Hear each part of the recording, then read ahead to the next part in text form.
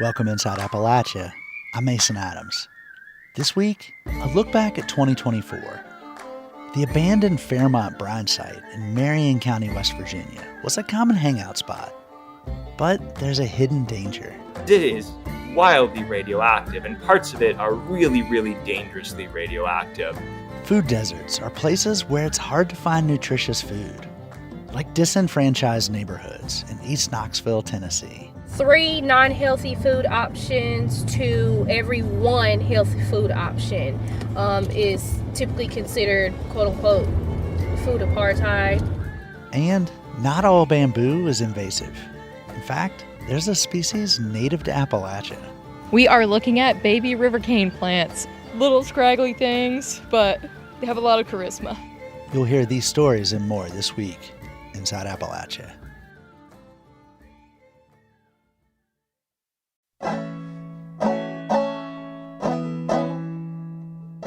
Welcome inside Appalachia. I'm Mason Adams. Today, we're looking back at some of the stories and interviews we aired in 2024.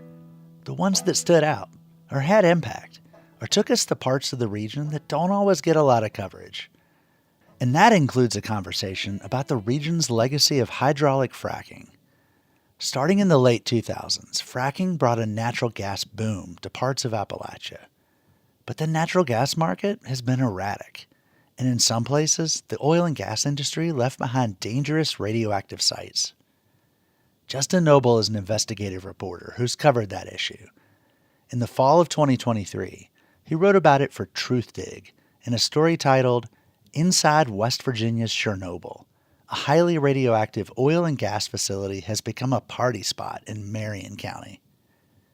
I spoke with Noble and asked him to read an excerpt.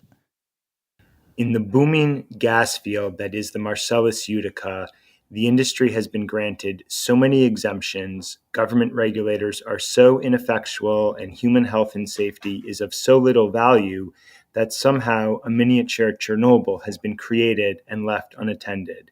Its radioactive dust and dirt freely blowing in the breeze, just outside the city limits of an American college town. There are no gates, no guards, not even a no trespassing sign.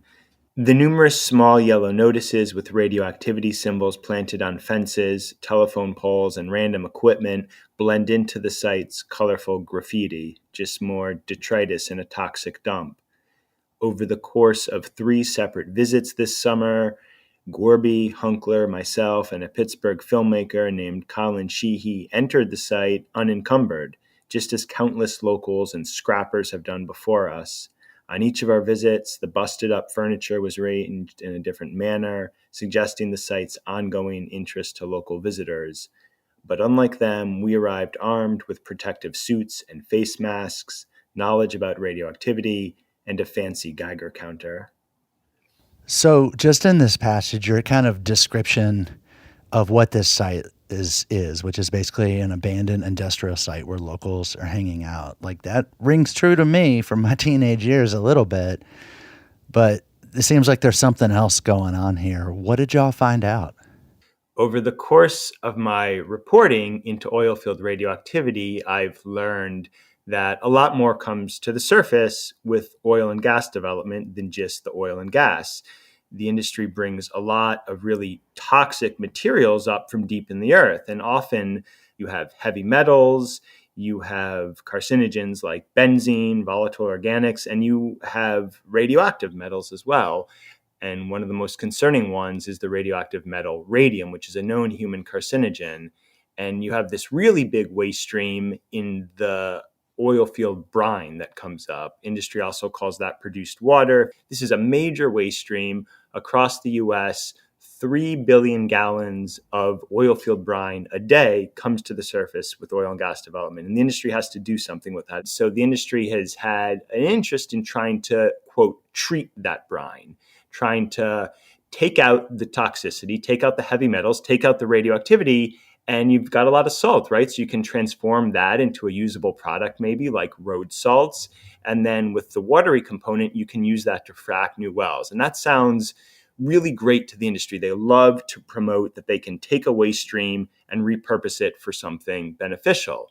The problem with brine is it has such a complex brew of toxic elements that it's actually really, really hard to treat. It's really hard to remove all the different contaminants from brine and get this clean product that you can then send back out into the world. And even if you do that successfully, you've collected all the toxicity, right? And if part of that toxicity is radioactivity, you've created a facility where you are concentrating and collecting radioactivity.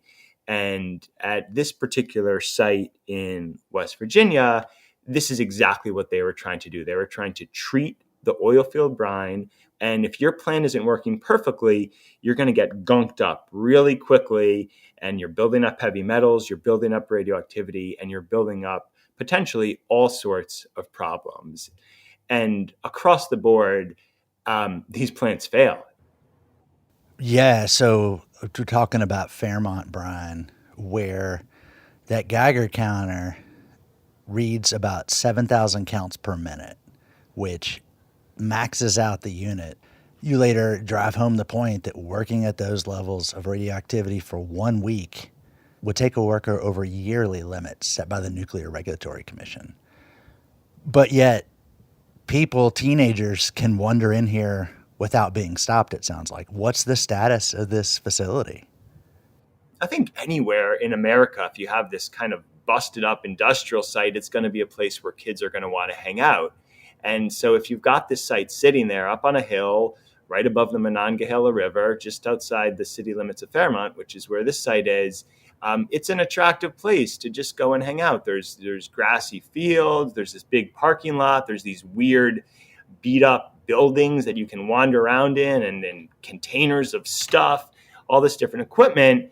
And what we realized and learned when we went there is it is wildly radioactive, and parts of it are really, really dangerously radioactive. But as soon as the article came out, the EPA really kicked into high gear. They had found levels of radioactivity even higher than we found. And the EPA is now working with the community. They've set up a call center for local residents to call and get information on the site.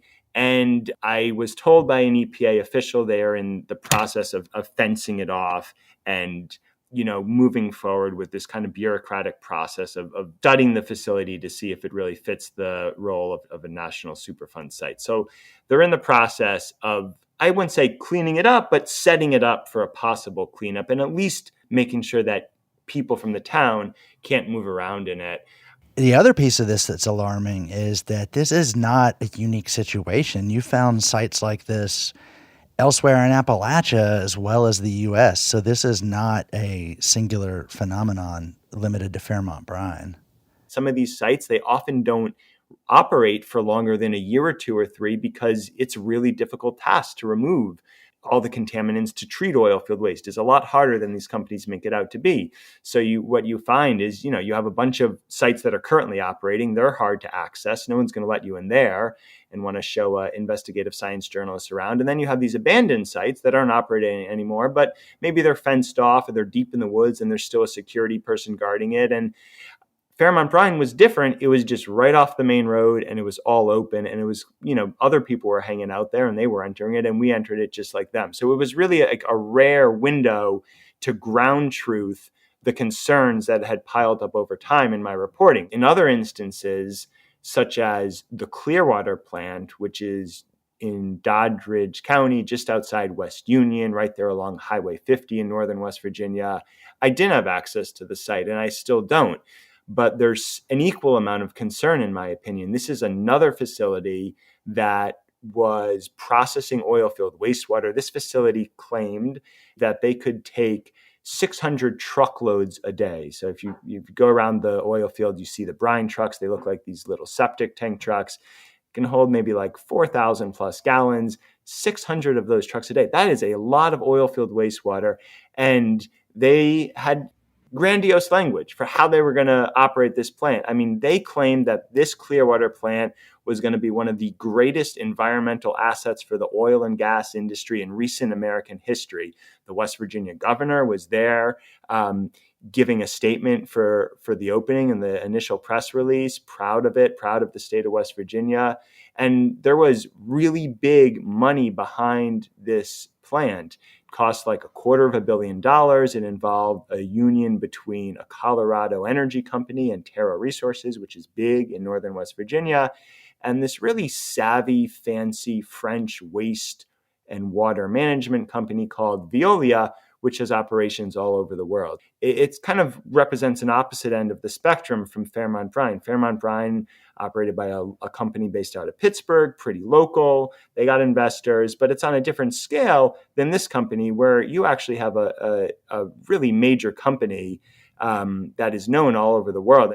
But I was skeptical from the beginning. I visited that site with oil field workers. And then after less than 2 years of operations, the site was shut down. And I think what's significant there is the local news story was that it was shut because gas prices went down and they could no longer, it wasn't economically viable any longer. But what I learned in reporting that story is the site was actually shuttered because it just wasn't working. Again, whether it was the local capital setting up this small plant in Fairmont, or whether it was international capital setting up this major facility with a lot of gusto, both of them did not work. And the difference, though, Fairmont Brine, we go in and we saw the mess, and the mess is devastating, and we were able to test and know exactly how radioactive the waste left on site was, and it's very radioactive. Clearwater is a bit more of a black box because I don't have access to that site. And so I think there's a huge concern of what is left on site there. But until I can connect maybe with a former worker, can serve as a whistleblower and lay out just what happened there, or get access to the site, or work with the state to try and enable them to get access, we still don't know just what sort of mess is left up on that particular hillside. Part of what strikes me as I talk to community members as they learn about this, it's kind of like I went down the rabbit hole as a reporter, and when I publish these stories and a community member or worker reads what was actually happening at these facilities and what was left behind, they go down their own rabbit hole. They suddenly are learning about a part of the oil and gas industry they never knew about. And what I think has been really unfortunate is that these facilities are still getting built. They're still getting permitted by the state. And in most cases, the community is still unaware. And so you have these harms piling up, and people are not informed about them. And this is especially the case in communities where there's a legitimate need for jobs. So, it makes our mission, I think, really important of trying to spread awareness on this topic. It's this like profiting off the lack of knowledge that's really worrisome to me. These are the things we try and get to the bottom of and dig up. So I appreciate I have a chance to expose this because it does need to be exposed.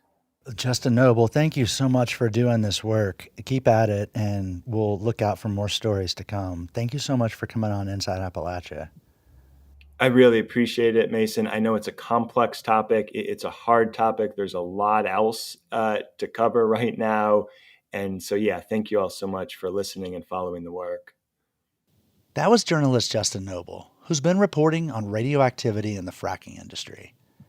His book, Petroleum 238, Big Oil's Dangerous Secret and the Grassroots Fight to Stop It, was released in April.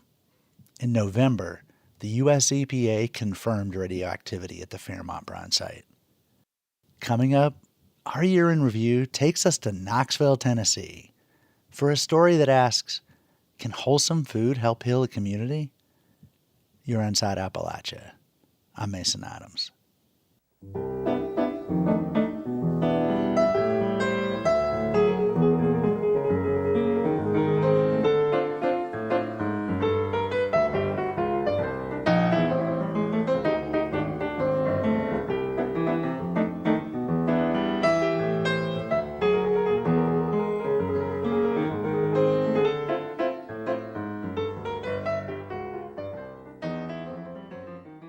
Support for Inside Appalachia is provided by Concord University, educating the people of our region and beyond for more than 150 years.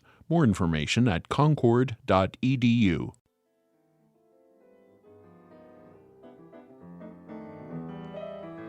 Through the 20th century, Lots of poor and largely black neighborhoods were bulldozed and replaced with new highways and civic centers. That movement is known as urban renewal, and it tore communities apart.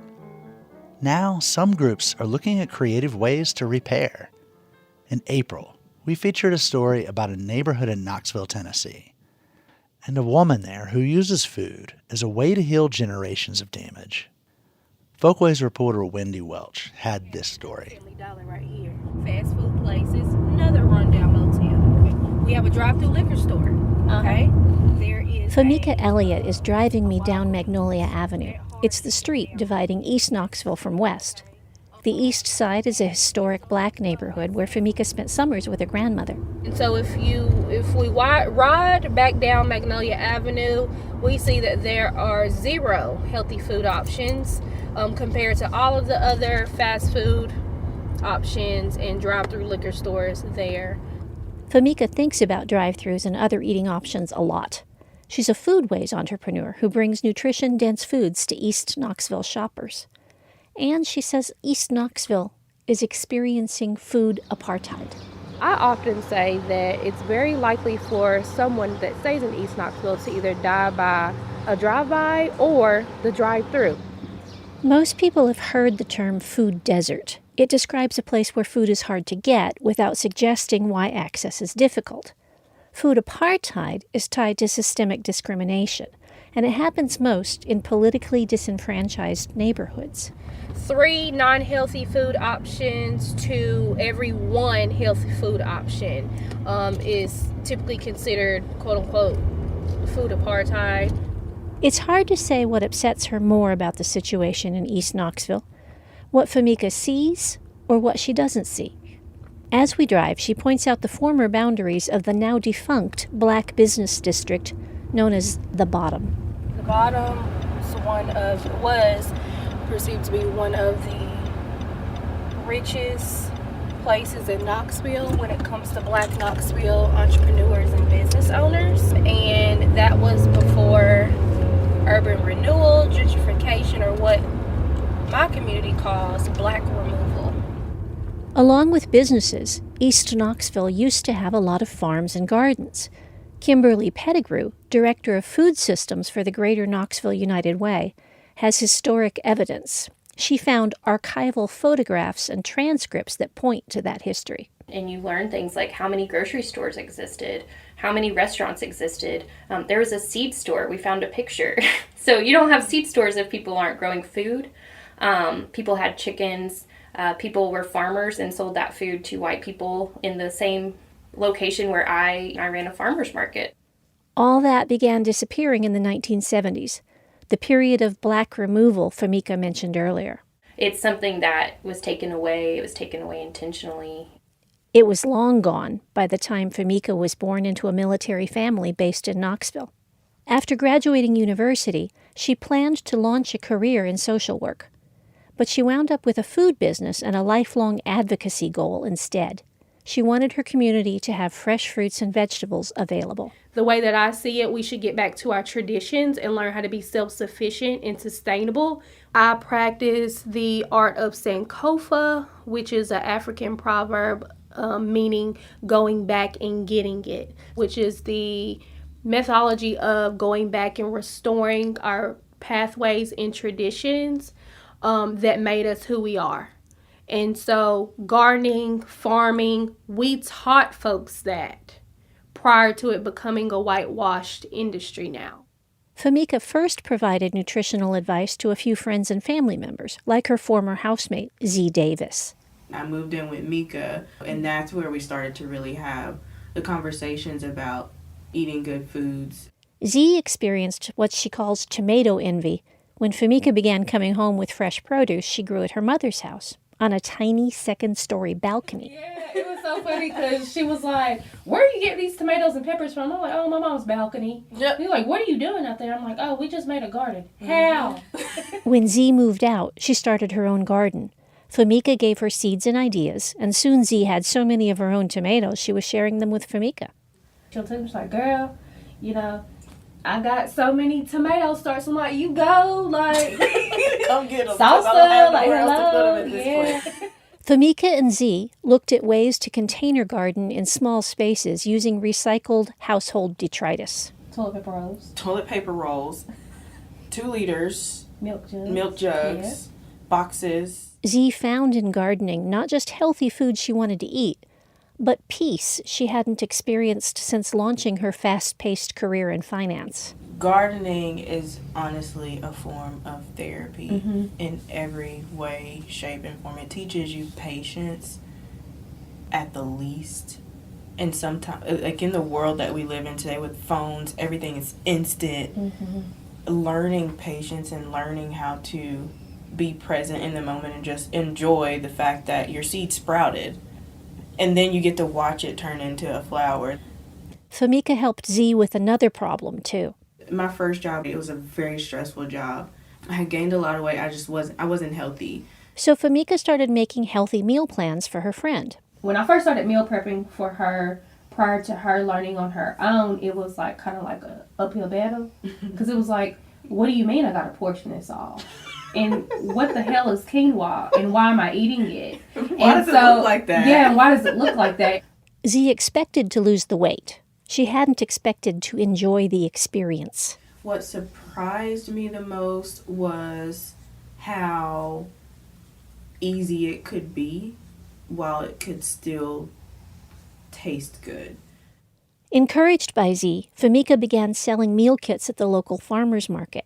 But she wanted to reach more people in the East Knoxville community. She recalls reckoning with herself. What you're doing now is not cutting it, like it's not enough. There's a proverb that describes the next part of Famika's journey. If you want to go fast, go alone. If you want to go far, go together.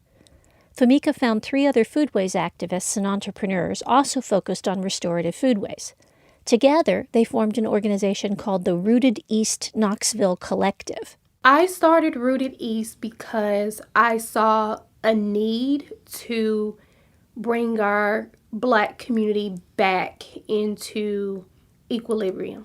Rooted East began winning regional awards. In 2023, Rooted East helped a historic Black church put 36 raised beds on its lawn.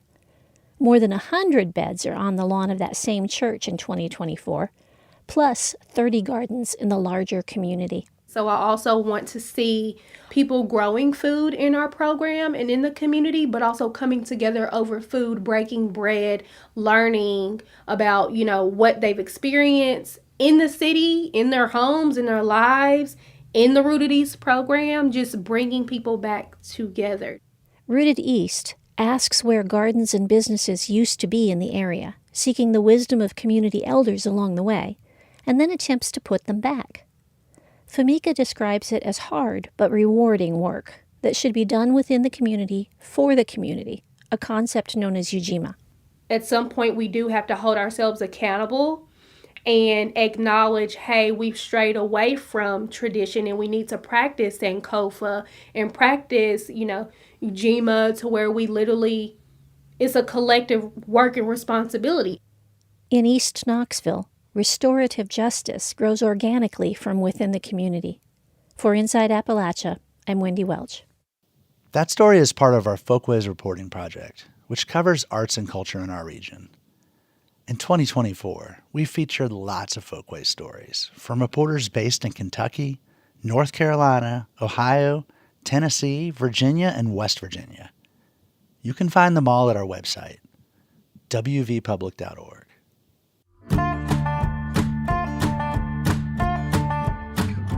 Inside Appalachia is a collaboration, drawing on stories from partner stations throughout the region. Sometimes they become national stories. When Hurricane Helene hit central Appalachia, widespread intense flooding cut off roads, water, power, and most communication in western North Carolina. Our partner station, Blue Ridge Public Radio, reported on its own community throughout the disaster and continues with the recovery. Our next story is from BPR's Gerard Albert III, who reported on communities coming together, even as they waited for help to arrive. You can't step anywhere in this town without stepping in mud.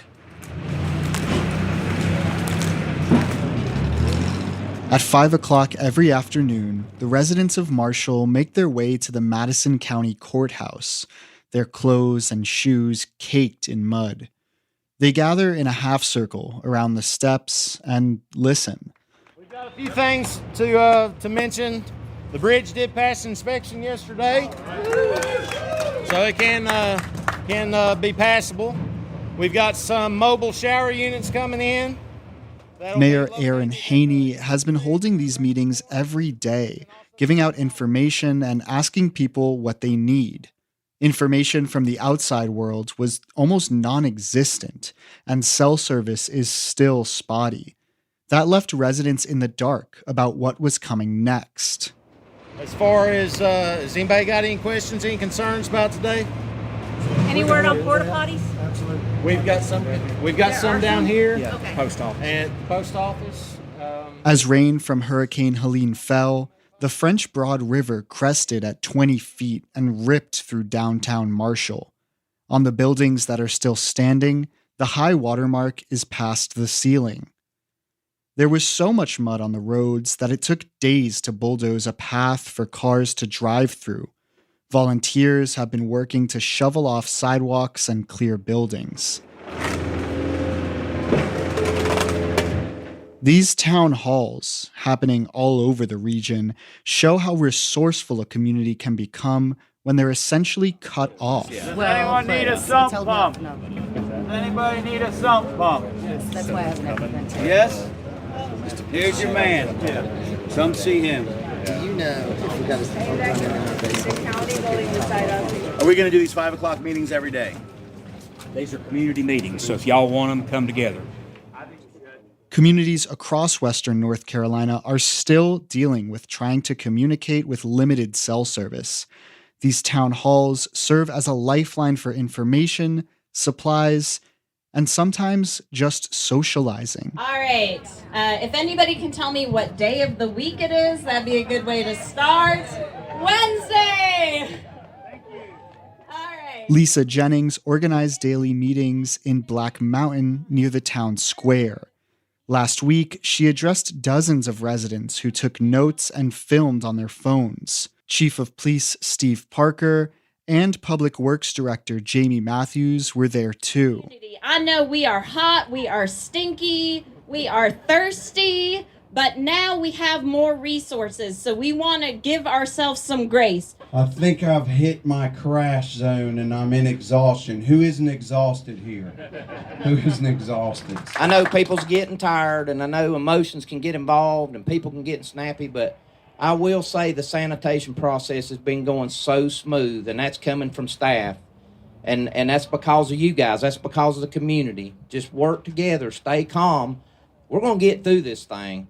Jenny Osborne is one of the Black Mountain residents who was at that meeting. I think a lot of us here felt so disconnected and separated to the point where, it really was every man for themselves for a hot minute until we knew that there was more out there. In rural mountain towns, connectivity is going to be an issue for the foreseeable future. But progress in some areas is happening. The town of Black Mountain ended their community meetings over the weekend as cell service returned and some of the power came back on. I'm Gerard Albert III, BPR News. Blue Ridge Public Radio continues to provide resources on its website, bpr.org. Our partner stations throughout the region offer a window into what matters in their communities. In Fleming County, Kentucky, there's an old covered bridge that's been a popular tourist destination for decades. The Goddard Covered Bridge was built in the late 1800s, then moved in 1933. It extends over Sand Lick Creek, where the road leads to an old country church. In 2024, the church celebrated its bicentennial. Samantha Morrill at WMKY, Moorhead State Public Radio, visited the church and brought back this story. On a late September Saturday afternoon, community and church members gathered under a big white tent to pray, pay respect, and celebrate 200 years of Goddard Methodist Church in Fleming County. We want to begin our program today with prayer, with an invocation by Reverend James Dow. We thank you for the faithfulness of your people over these 2 centuries. The day was marked by prayer, music, recognition of veterans, and a historical reenactment. Looks like we have a visitor here. Welcome to our event, sir. Well, thank you. Thank you. What's going on here? We're celebrating. That was church trustee Steve Miller talking to Joseph Goddard, as played by retired Colonel Jim Clark, United States Marine Corps. Clark told the story of how the Goddard family came to North America in the 1700s and settled in rural northern Virginia, where they soon started hearing about unrest in the colonies. We would hear things about the Stamp Act or the Battle of Lexington and Concord and some things like that. So we knew some things were going on, but we knew that freedom was important to us, and especially freedom of religion. So, in 1777, at the age of 15, Joseph Goddard enlisted to fight the British. I was in the light infantry, and they created this plan to expel the British from Stony Point. And General Washington assigned Mad Anthony Wayne to lead us. That battle was won, and Goddard soon received his discharge papers. He married a local girl named Frances Glasscock and had children. In 1795, the family made their way to Kentucky and Fleming County, where the Goddards started spreading their Methodist faith. I was a trustee of the Tilton Methodist Church, but now you all know it now as Flemingsburg Methodist. Goddard was instrumental in erecting a second church in Fleming County. Then, in 1824, the couple drew up a deed selling an acre of land for the creation of a third church and burial ground. Francis and I sold this land for 12.5 cents to the trustees, and I was one of the trustees at the time. 200 years later, several descendants of the original 5 trustees were in the audience and in the community, carrying on the tradition of spreading the faith.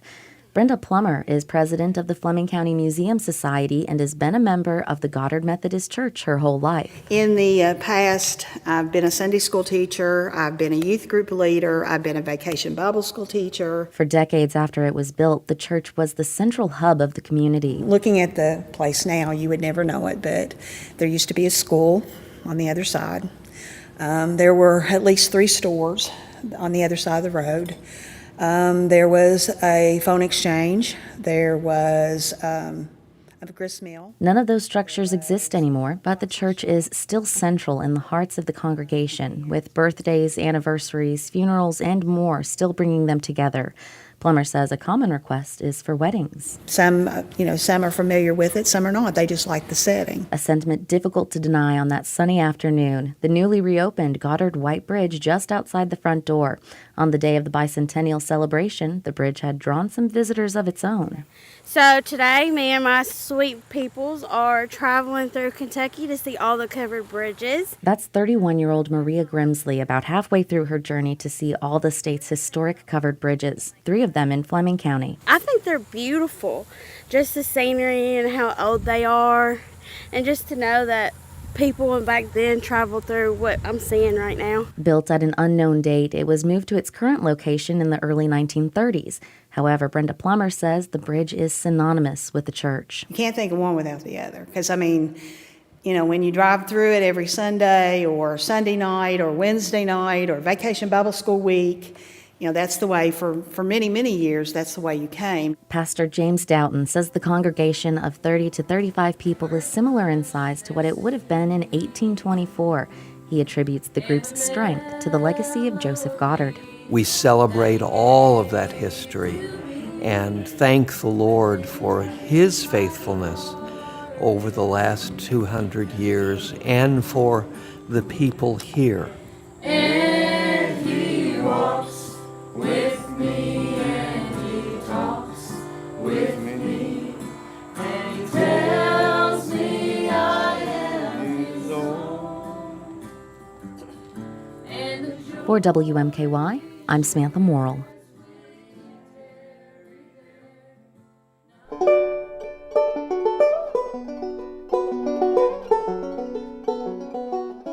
The mountains of Appalachia are ancient and home to one of the richest temperate ecosystems in the world.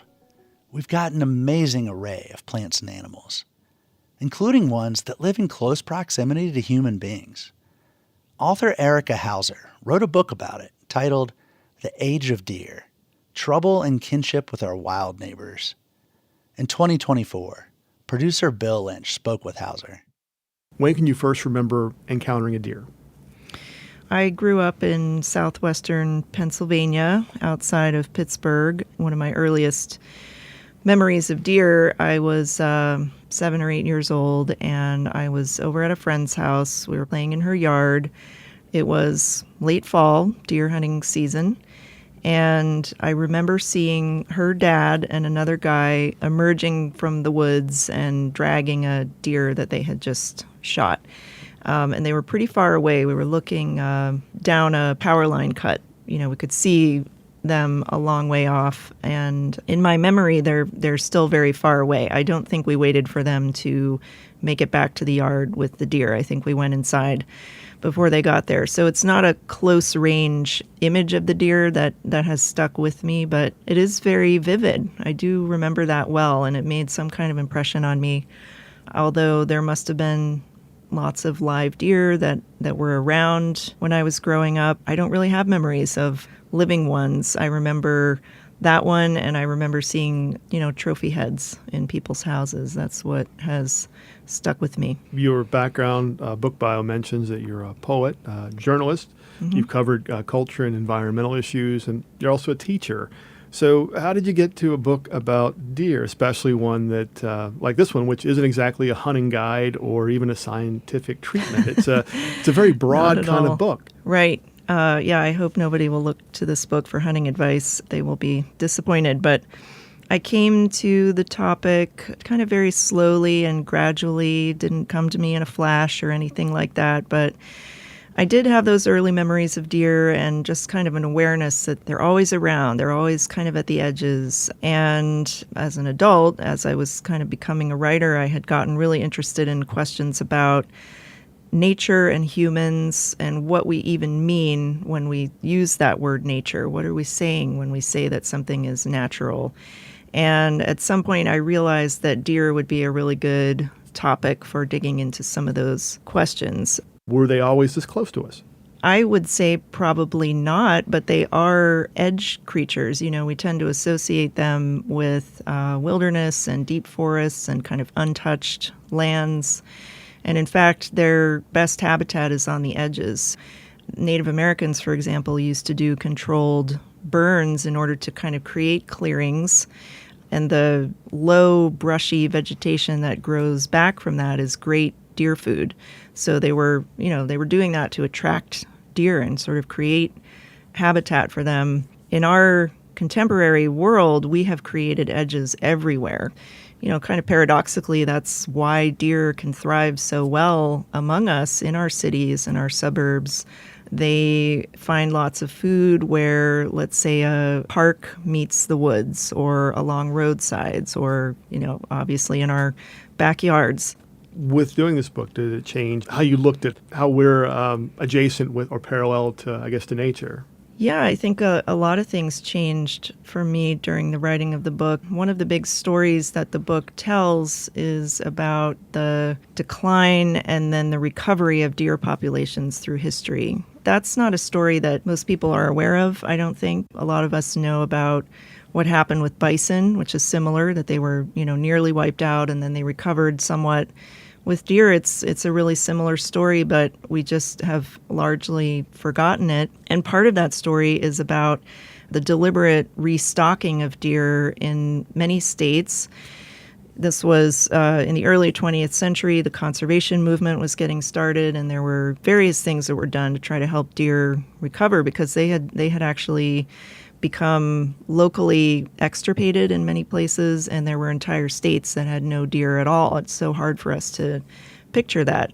So commercial hunting was outlawed. That made a big difference for them, but also they were restocked and moved from one place to another, one state to another, to rebuild those populations. And I think when I learned about that history, that just sort of permanently changed the way I see them. They're a native animal, of course, but, at what point do you say, this is a natural or an artificial population when it's been so deeply impacted by humans? You've been doing readings and appearances. What kind of questions are people asking? Lots of people want to know more about chronic wasting disease, which is a very serious problem for all the members of the deer family, so that includes elk and moose. Chronic wasting disease is a neurological disease. It's always fatal, and there's no treatment or cure. And it's not caused by a virus or a bacteria. It's caused by a misfolded protein called a prion. And this infects animals when it is ingested or inhaled. So deer can communicate this disease to each other. And the really awful thing about it is that it can stay in the soil for quite a long time, like up to 10 years, and be even taken up by plants, which then, if a deer consumes that plant, it can contract the disease.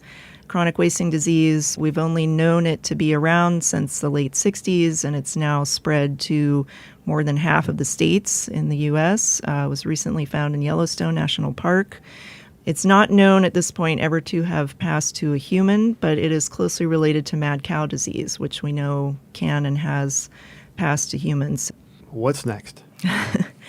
I don't know exactly, but I do want to keep digging into those same big questions about people and nature. And there's a chapter in this book called Should Not Be, and that's based on those incidents when deer end up in human spaces and buildings. And there's an interview with a guy who's a security guard in North Carolina in a courthouse, and he was sitting there at his post one day and a buck crashed through the glass door, and he and another guard had to, tackle and subdue the deer. So it's this whole wild story, and there's lots of stories about that or similar to that. I got very interested in that notion of species that are out of place.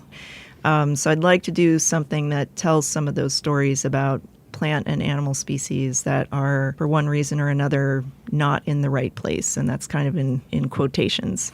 The book is The Age of Deer, Trouble and Kinship with Our Wild Neighbors by Erica Hauser. Erica, thanks a lot. Thanks so much for having me. Hauser's book is The Age of Deer, Trouble and Kinship with Our Wild Neighbors. No matter where you live, there's a good chance there's a bamboo patch somewhere in your community. There are a lot of different kinds of bamboo, more than 1,400 varieties.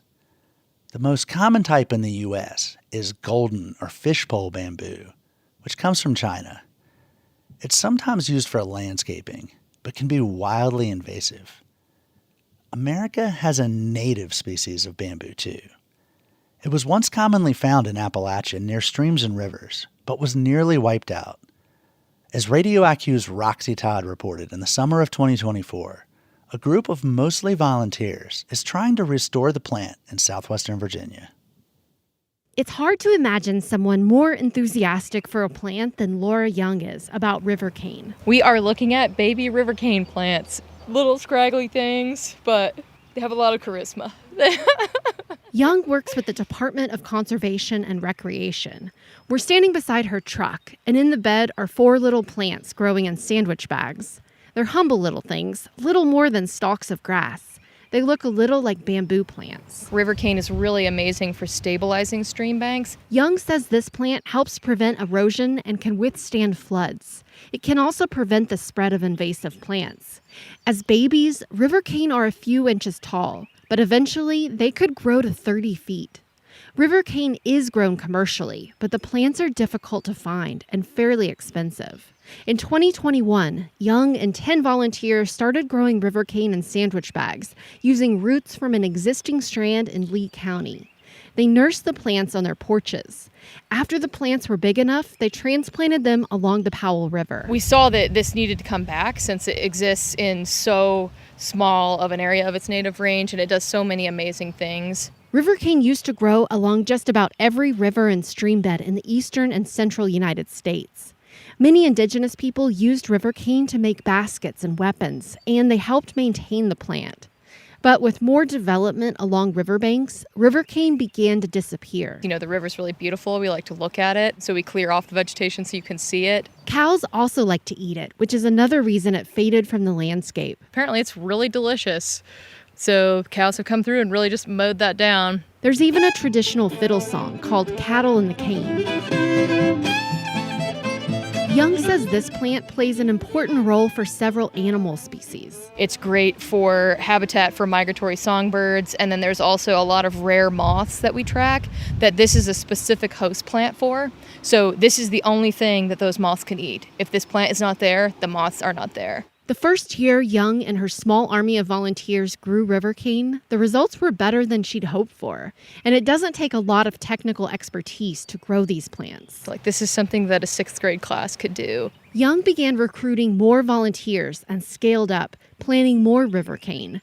Local colleges and universities also pitched in to help grow the young plants until they're ready to be transplanted. It was absolutely amazing, and I feel like the community's really excited about this because it's so important and you can see it working. Young says the strand they started in 2021 is thriving. It's beautiful, and it's doing really, really well, and it doesn't need our help anymore. This year, they started 1,000 river cane plants and added new sites along the Clinch River in St. Paul.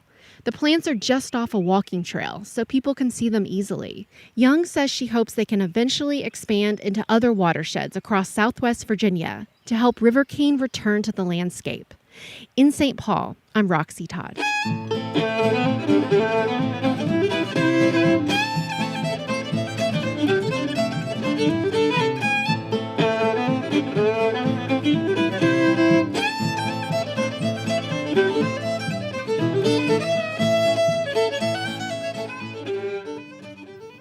Appalachia sure loves its festivals and its cryptids. An annual event in Sutton, West Virginia combines both. Each June, the town's population swells from 840 people to nearly 20,000 during its annual Bigfoot Festival, a celebration of the mythical giant with extra-large feet. WVPB's Brianna Heaney spoke to those who search for the creature, and some who just love the idea of it. Dr. Russ Jones starts most mornings off deep in the woods with his dogs and a walking stick with a GoPro attached, looking for a large, hairy, mythical creature known in these parts as Bigfoot. I like walking the place where we are right now that no one's ever really around. You're very remote, but there's creeks that always have water in them. And walking on these old logging roads, I'm able to look around and see whether or not I can find tracks or hear something that might be indicative that something's around. He's a chiropractor by day, but spends most of his free time out in the woods looking for Bigfoot. He's written books, hosted podcasts, and traveled to give lectures. The scientific consensus is that Bigfoot does not exist. Jones wants to change that. He grew up spending a lot of time outdoors, living in part off the land. We hunted ginseng, we had rabbit dogs, we had coonhounds, we all trapped. We were in the woods all the time. And during all that time in the woods, he had multiple encounters with what he believes was Bigfoot. His first sighting was when he was 13 on a fishing trip. It was maybe 40 yards from me, 35 yards. I mean, not very far. We're talking about from here to that pine tree sticking out down there. The woods started shaking.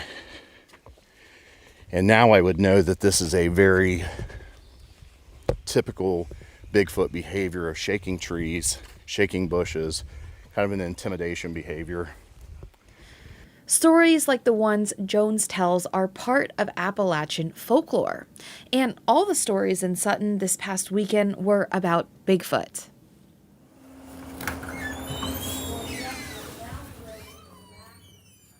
Laurel Petalico owns and runs the local country store. It doubles as a Bigfoot museum. She says she has never seen Bigfoot, but she's heard a lot of stories. I'll have these big mountain men come into my counter, my little country store. And the one guy, slammed his hand down on the table, on my counter. And he's like, "You don't believe this crap, do you?" And I'm like, "Well, I kind of do." And he's like, "Why?" And I said, "Well, it's the stories I hear. And it's just, there's so many of them." And then he leaned forward and he's like, "Okay, can I tell you mine?" All these stories may be inspired by the fact that nearly 80% of West Virginia is forested, leaving a lot of room for the imagination. A few years ago, Petalico planned the first Bigfoot Festival. Hundreds of people showed up. The next year, thousands. And it grew to the massive event of this weekend. There's plenty of music here, and clogging. There's regional food like pepperoni rolls, all amidst Bigfoot lectures and what Petalico says is a space for Bigfooters to share their sightings. So we'll have a mic and let them just tell their stories around the campfire, and everybody can just sit and listen. And About half the people I spoke to here are not sure if Bigfoot exists, but think it's possible. We'll call them Bigfoot agnostic. Then there are those who are certain Bigfoot is a myth. One of those is D. White. He dressed up in a Bigfoot costume and rides around on a motorized skateboard. Still, he is a non-believer. I'm a skeptic. I'm a Bigfoot hater. But yet you dress up as Bigfoot. I do, because I love green. The color green. Green, he means money. He travels around selling Bigfoot merchandise like stained glass, t-shirts, and wood engravings of Elvis Presley and Donald Trump in Bigfoot ghillie suits. Apparently the industry is, well, big. Bigfoot, yeah. Bigfoot was in Forbes magazine as a billion-dollar business. Look at all these people making money off of Bigfoot. But there's also true Bigfoot believers like Ashton Smith and Hayden Brown, who traveled all the way from Washington, D.C. Yes, I absolutely believe in Bigfoot. I think that it's more fun to believe in something than it's not fun. So why not just have fun and believe in things? These girls are decked out in shirts and hats that say in pink cursive, quote, just a girl who loves Bigfoot. A link to Bigfoot Festival weekend, and I was like, say no more. For them, it's fun and magical to believe there is still something out there to be discovered. They say, you can't prove that Bigfoot doesn't exist, and he could still be discovered one day. Until that happens, the Bigfoot folklore will keep this festival going. For West Virginia Public Broadcasting, I'm Brianna Heaney in Charleston.